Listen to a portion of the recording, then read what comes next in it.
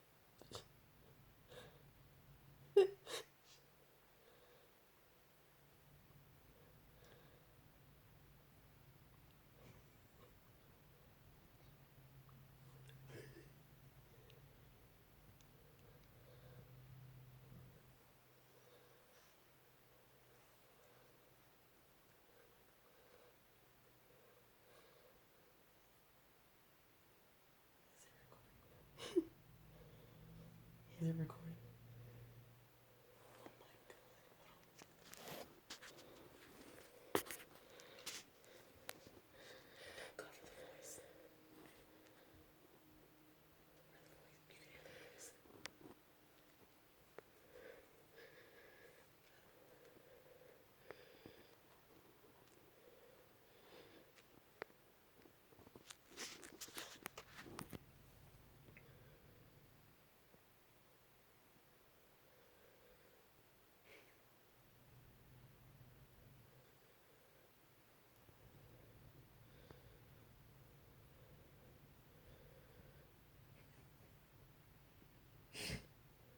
Oh, them ears got up.